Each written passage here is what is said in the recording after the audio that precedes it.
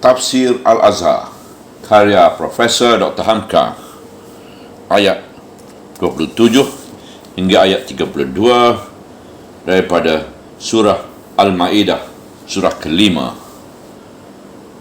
Bismillahirrahmanirrahim. وَاتْلُ عَلَيْهِمْ نَبَأَ ابْنَيْ آدَمَ بِالْحَقِّ إِذْ قَرَّبَا قُرْبَانًا فَتُقُبِّلَ مِنْ أَحَدِهِمَا وَلَمْ يُتَقَبَّلْ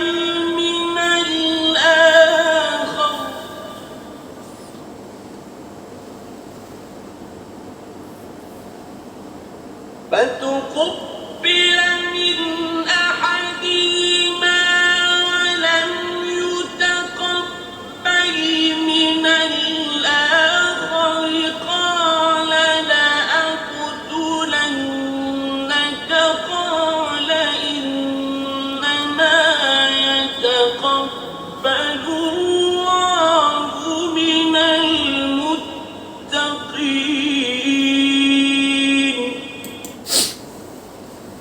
Ayat 27. Dan bacakanlah pada mereka berita dua orang anak Adam dengan benar, tatkala keduanya mengorbankan akan suatu korban, maka diterima dari yang seorang dari mereka berdua dan tidak diterima dari yang seorang lagi. Berkata dia, sungguh engkau akan aku bunuh. Menjawab dia, yang diterima oleh Allah hanyalah yang dari orang-orang yang bertakwa.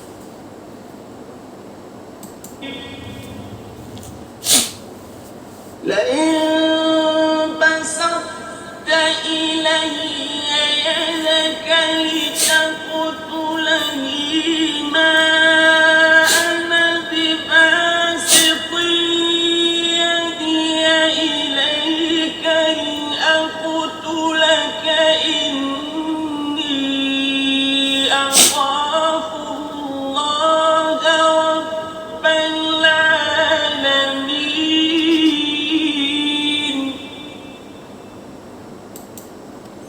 Ayat 28.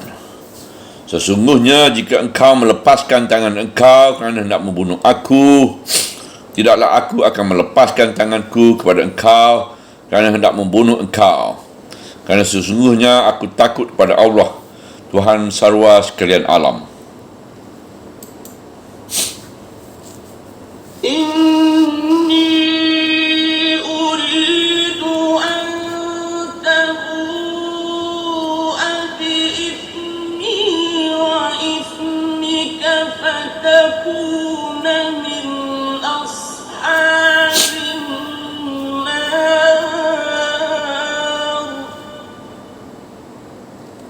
وذلك جزاء الظالمين.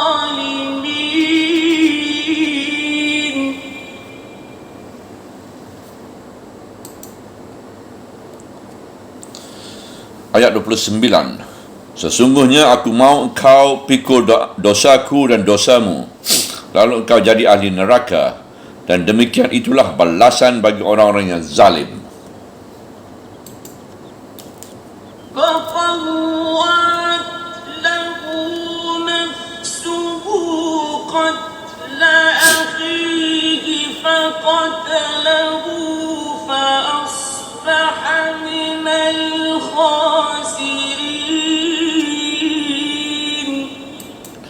Ayat 30. Tetapi telah menuduhkan kepadanya nafsunya membunuh saudaranya, lalu dibunuhnya lah dia, maka jadilah dia dari golongan orang-orang yang rugi.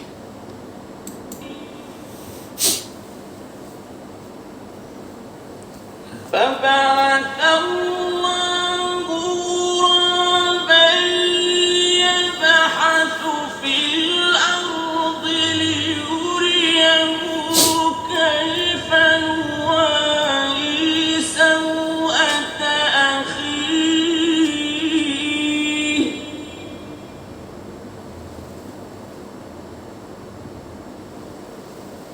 قال يا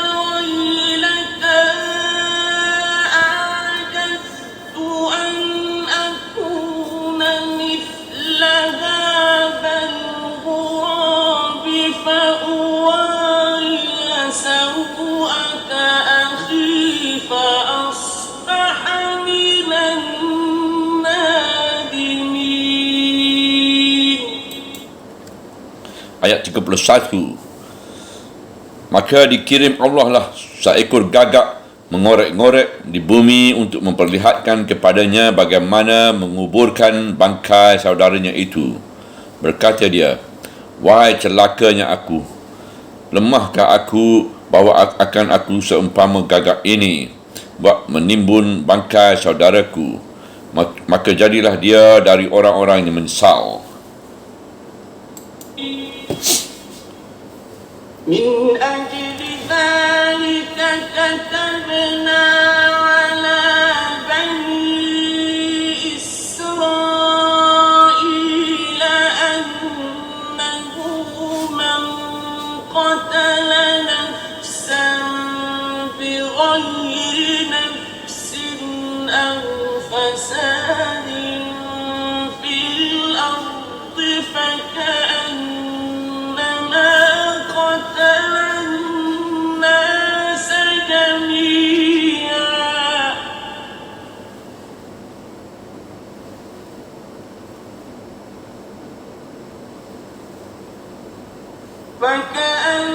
فكأنما قتل الناس جميعا ومن أحياها فكأنما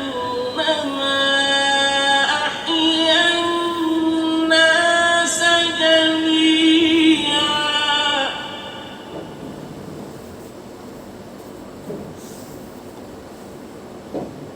ولقد جاءتهم رسلنا بالبينات ثم إن كثيرا منهم بعد ذلك في الأرض لمسرفون. Ayat 32. Oleh kerana itu, kami wajibkanlah pada Bani Israel bahawa barang siapa membunuh seseorang yang bukan kerana membunuh pula atau berbuat kerosakan di bumi, maka seakan-akan adalah dia telah membunuh manusia semuanya.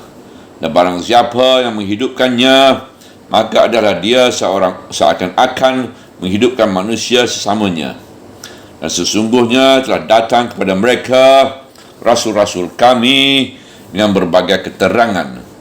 Kemudian itu sesungguhnya kebanyakan di antara mereka sesudah yang demikian itu di atas bumi ini sungguh melewati batas.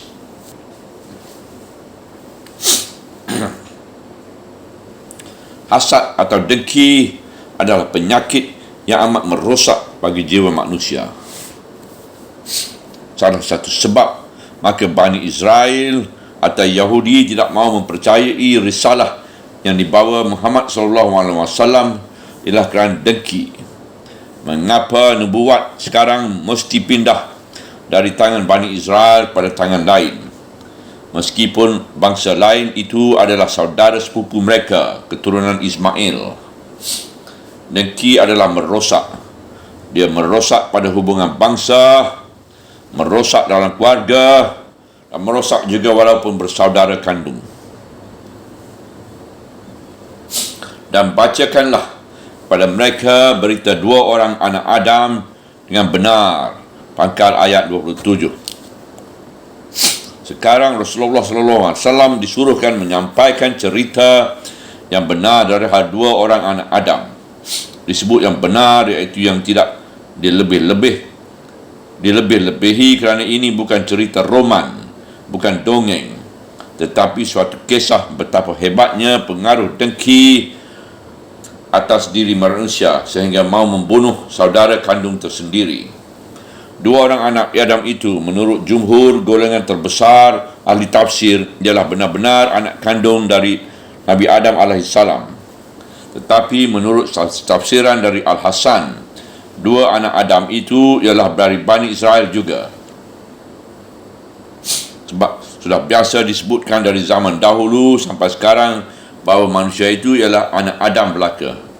Ayat dalam Al-Quran ini tidak menyebut nama keduanya, iaitu Qabil dan Habil, dan yang menjadi pembunuh ialah Qabil, Dalam perjanjian lama, kitab Kejadian disebutkan namanya Kahin dan Habil. Yang tertua adalah Kabil atau Kahin itu. Tatkala keduanya mengorbankan akan sesuatu korban, keduanya mengadakan korban untuk Tuhan. Kalimat korban dari kata kurb, artinya dekat. Berkorban maksudnya ialah untuk mendekatkan diri kepada Allah. Dalam syariat Islam, ada peraturan korban yang kita lakukan ketika hari raya haji, baik di Mekah atau di mana juga kita berada di dunia ini. Orang Yahudi juga mempunyai peraturan korban dengan membakar anak sapi muda dan kambing yang tidak ada cacatnya untuk memohon ampunan dosa. Mereka mempunyai bermacam-macam cara korban. Adapun bagi orang Nasrani, menurut kepercayaan mereka yang diajarkan oleh Paulus, dengan datang Isa Al-Masih mengorbankan diri buat disalib menebus dosa manusia, tergantilah segala korban Yahudi itu. Tetapi mereka masih mempunyai perlambangan korban, iaitu pembagian roti dan anggur dalam upacara sembahyang, dengan kepercayaan bahawa roti itu benar-benar menjadi daging Yesus dan anggur benar-benar menjadi darahnya. Menilik bunyi ayat ini bahawa kedua anak Adam itu mengorbankan suatu korban, bolehlah diartikan bahawa keduanya berkongsi mengemukakan suatu korban, atau mungkin juga sendiri-sendiri tetapi bersama-sama. Maka diterima dari yang seorang dari mereka berdua dan tidak diterima dari yang seorang lagi. Menurut riwayat Ibnu Abbas dan Ibnu Umar dan beberapa sahabat yang lain, yang seorang adalah penggembala dan yang seorang lagi adalah petani. Adapun yang mengembala, kata riwayat Ibnu Abbas itu, dipilihnya kambing yang gemuk sihat, tambun yang hatinya sendiri senang mengorbankannya.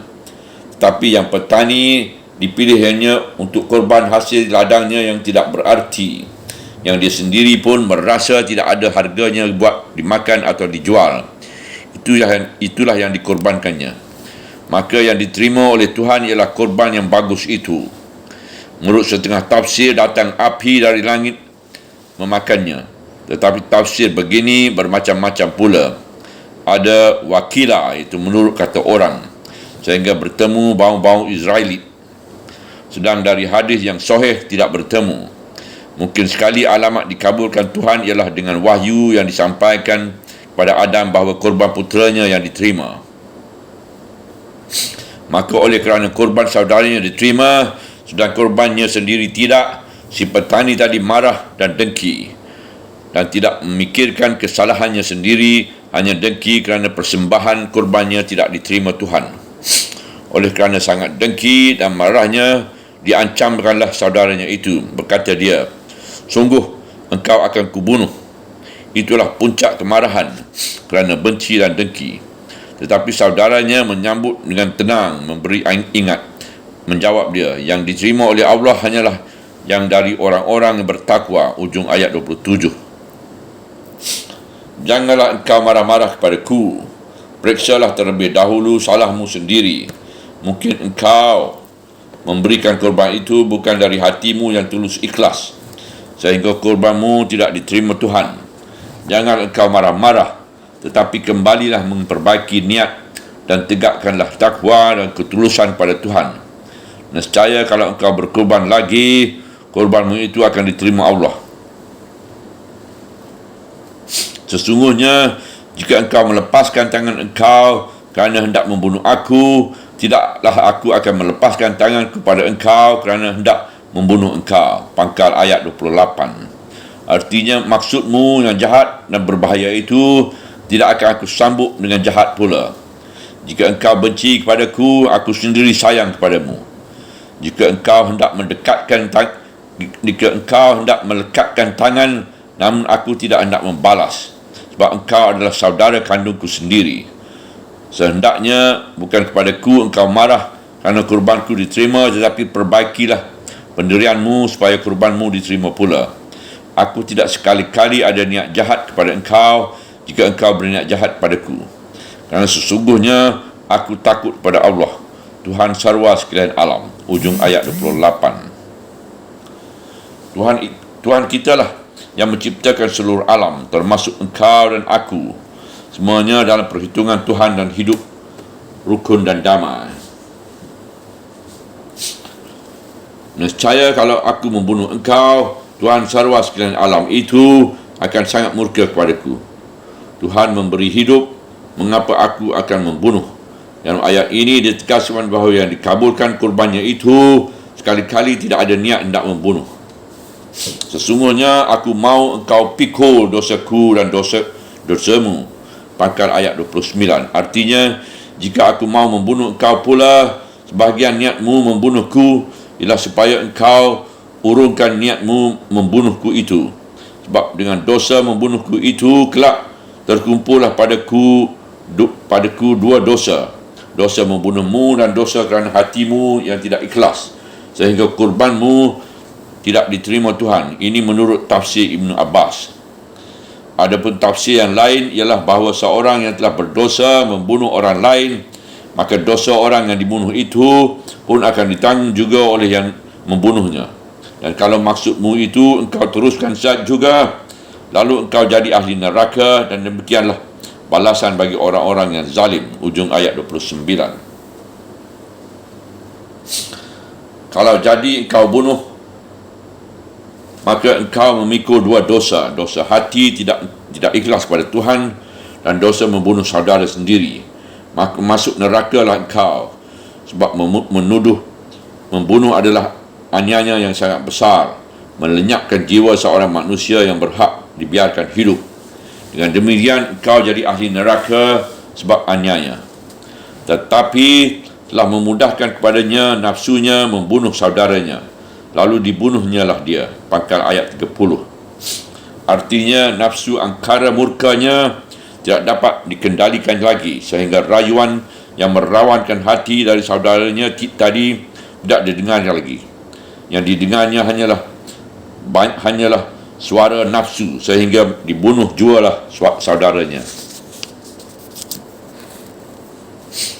Maka jadilah dia dari golongan orang-orang yang rugi. Ujung ayat 30. Nescaya setelah dibunuhnya saudara itu hingga mati dan bangkainya telah terlantar di tanah berlumuran darah, timbullah sesal. Sebab gelora nafsu sudah lepas. Di sana baru terasa bahawa diri sudah rugi, adik kandung telah mati, awak berdua tinggal seorang. Tentu dia telah rugi, sebab saudara kandung tak ada lagi. Setelah mayat terlantar, tidak tentu lagi apa yang akan dibuat. Kian lama, tentu kian mengerikan dan bahkan mengeremukkan fikiran. Apakah yang akan dilakukan terhadap bangkai itu? Tadi dia masih hidup, sekarang hidup itu tidak ada lagi. Tadi dia masih berkata, sekarang sudah diam buat selamanya. Akan dikemanakan bangkai itu? Nescaya bertambah lama dia akan bertambah busuk. Menjadi pertandalah ayat ini bahawa inilah pembunuhan yang mula-mula dilakukan manusia yang belum tahu bagaimana cara menguburkan bangkai. Maka dikirim Allah lah seekor gagak mengorek-ngorek di bumi untuk memperlihatkan kepadanya bagaimana menguburkan bangkai saudaranya itu. Pangkal ayat 31. Menilik ayat ini bertambah kuatlah penafsiran jumhur bahawa kedua orang itu benarlah anak Adam sebagai manusia pertama. Setelah saudaranya jadi bangkai, tidak tahu dia akan dikemanakan bangkai itu. Datang seekor gagak mengorek-ngorek tanah, mencari-cari makanan. Kemudian setelah menggali, kali itu biasalah ditimbunnya kembali. Waktu melihat itu, barulah si pembunuh tahu bagaimana cara menguburkan bangkai itu. Berkata dia, wahai celakanya aku, lemahkah aku bahawa aku akan seumpama gagak ini, buat menimbun bangkai saudaraku. Melihat gagak mengorek-ngorek dan menggali-gali tanah, dan menimbun, berkatalah dia kepada dirinya bahawa seorang yang celakalah dia. Kalau kiranya dia tidak dapat meniru gagak itu pula, mengorek tanah dan menimbuninya, supaya bangkai saudaranya dapat dikuburkannya. Maka ditirunya lah perbuatan gagak itu, dicarinya penggali pengorek tanah sampai ada lubang, lalu saudaranya dia dikuburkan. Dan setelah saudaranya terkubur dan dia tidak kelihatan lagi, timbullah sesal. maka jadilah dia dari orang-orang yang menyesal. Ujar ayat 31. Setelah bangkai terkubur, timbullah sesal yang tidak berkesudahan. Seorang manusia telah mati, saudara kandung sendiri telah mati. Nescaya teringat kembali kata-kata merayu-rayu tadi. Janganlah niat yang jahat itu diteruskan. Tetapi apalah faedahnya sesal lagi, yang mati sudah tak dapat dihidupkan lagi. Apabila kita lihat pada beberapa kitab tafsir, bertemulah beberapa keterangan yang di dalam ayat sendiri tidak terdapat, dan hadis yang sahih dari Nabi pun tidak ada pula yang menguatkannya, sehingga seketika menyusun tafsir ini tidaklah tafsir demikian kita jadikan pegangan yang kuat kokoh. Di antara tafsir itu mengatakan bahawa sebab asal usul perkelahian di antara kedua saudara itu ialah soal perempuan. Kononnya tiap nenek kita, Siti Hawa, melahirkan anak selalu kembar, seorang laki-laki dan seorang perempuan. Hanya seorang anaknya lahir yang sendiri, iaitu Syif, yang kemudian menjadi Nabi. Oleh Nabi Adam, kalau anak-anak itu telah dewasa, dikahwinkannya anak yang laki-laki dengan anak perempuan yang bukan sama lahir dengan dia. Tetapi rupanya anak yang bernama Kabil jatuh cinta kepada saudara kembarnya, namanya Iklima. Padahal dia dijodohkan oleh Nabi Adam dengan saudara kembar adiknya Habil yang bernama Liodza, dan meminta Iklima yang dijodohkan ayahnya itu dengan Habil. Ditambah lagi dalam tafsir itu bahawa si Kabil sangat dengki kepada saudaranya sebab korban saudaranya diterima dan korbannya tidak. Akhirnya sedang saudaranya dalam enak tidur di pinggir gunung berlepas lelah sesudah mengembalakan kambing-kambingnya, ditimpanya lah dengan batu hingga pecah kepalanya dan mati. Dia pun menyesal kerana perbuatannya itu dan tidak tahu bagaimana cara menguburkannya. Tersebut dalam tafsir itu bahawa hinggaplah ke bumi 2 ekor gagak lalu berkelahi. Yang satu mati dibunuh, kawannya lalu gagak yang tinggal itu menggali-gali tanah sampai dalam. Setelah itu dibawa gagak yang mati itu ke dalam lubang yang digalinya itu, lalu ditimbunkannya. Perbuatan itu dicontoh oleh Kabil. Beberapa tafsir yang kita baca menerangkan bahawa tafsir ini adalah daripada Ibnu Mas'ud dan beberapa sahabat Nabi yang lain. Penafsiran yang datang kemudian menyalin cerita itu betapa adanya. Tetapi penafsir Abu Muslim Al-Isbahani menyatakan pendapatnya bahawa tafsir demikian tidak kuat buat dipegang. Pertama, kerana tidak ada tafsiran langsung seperti itu dari Nabi. Mungkin sekali tafsiran ini termasuk Israiliyat. Dongeng-dongeng Bani Israel saja, diterima betapa adanya oleh Abdullah bin Mas'ud dan diceritakannya pula. Dan lagi terang di dalam ayat diterangkan bahawa gagak yang datang menggali tanah itu bukan 2 ekor, melainkan 1 ekor. Tidak ada dalam ayat disebutkan 2 ekor gagak hinggap ke tanah lalu berkelahi dan setelah yang satu tinggal hidup, lalu yang tinggal hidup itu menggali tanah buat menguburkan kawannya. Maka tidaklah mengapa pada pendapat penulis tafsir Al-Azhar ini, jika tafsiran itu meskipun terdapat dalam banyak kitab tafsir, jika tidak dijadikan pokok. Sebab banyaknya terdapat di kitab-kitab tafsir bukanlah bererti bahawa berita itu datang dari banyak sumber. Sumbernya hanya satu, lalu penafsir yang datang kemudian menyalin dan menyalin lagi sehingga menjadi banyak. Oleh kerana itu, kami wajibkanlah kepada Bani Israel bahawa barang siapa yang membunuh seseorang yang bukan kerana membunuh pula. Pangkal ayat 32. Artinya, oleh kerana dosa besar membunuh manusia yang telah dimulai teladan buruk ini oleh anak Adam pada saudaranya itu, maka kami pun menentukan suatu peraturan bagi Bani Israel bahawa barang siapa yang membunuh sesama manusia yang bukan kerana orang yang dibunuhnya itu telah bersalah membunuh orang pula, iaitu dibunuh kerana perintah hakim atau berbuat kerosakan di bumi, iaitu mengacau keamanan, menyamun dan memberontak kepada iman yang adil, mendirikan gerombolan pengacau, merampas harta benda orang, membakar rumah dan sebagainya, maka seakan-akan adalah dia telah membunuh manusia semuanya. Ketegasan ayat ini ialah bahawa seorang pembunuh dan perosak ketertiban umum dan keamanan samalah perbuatannya dengan membunuh semua manusia.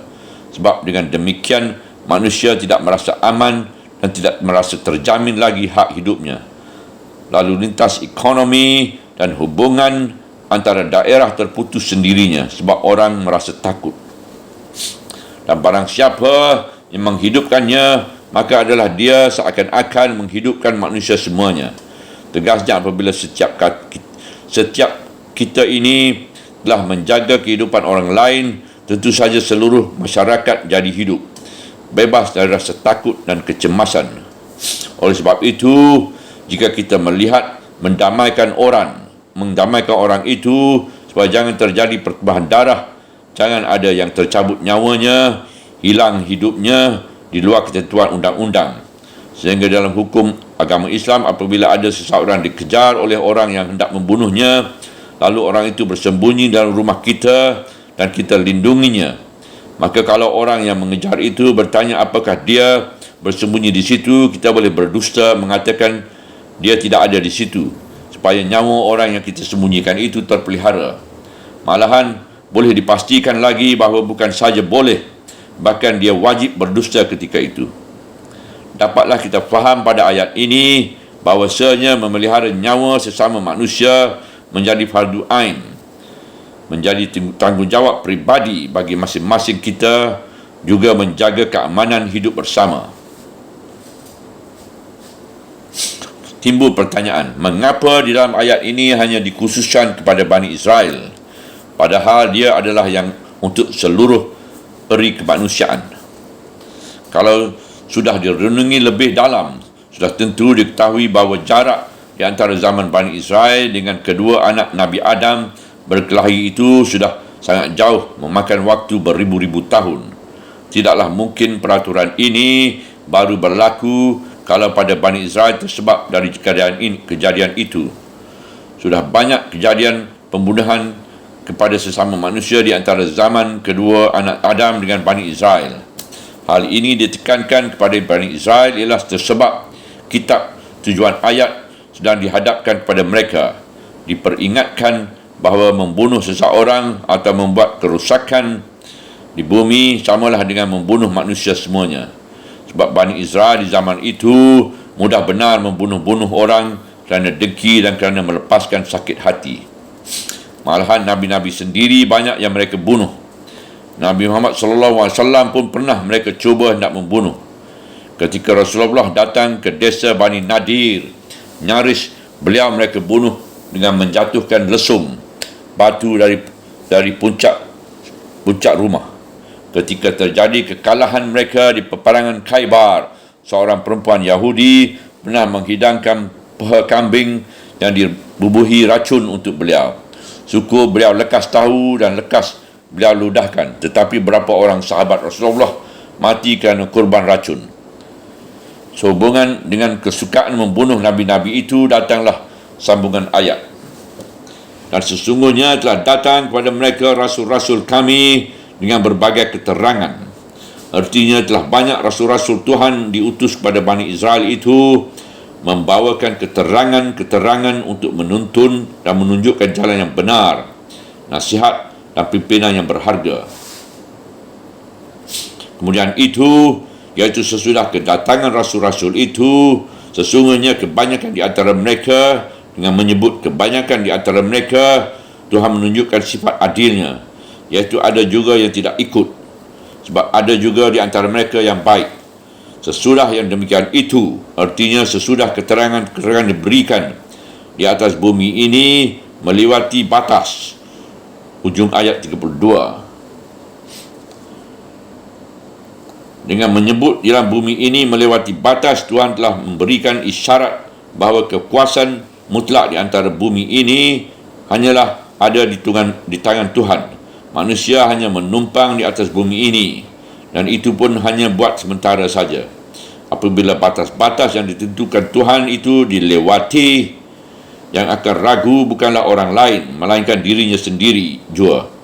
Kerana bagaimana dia mencuba nak melewati batas yang ditentukan untuk dirinya sebagai manusia, namun pasti dia terbentur kepada kekuasaan mutlak kepunyaan Tuhan itu. Subhanallah, walhamdulillah, wa la ilaha illallah, wallahu akbar, wa la hawla wa la quwata illa billah al-aliyyil azim, wa la hawla wa la quwata illa billah al-aliyyil azim, wa la hawla wa la quwata illa billah al-aliyyil azim.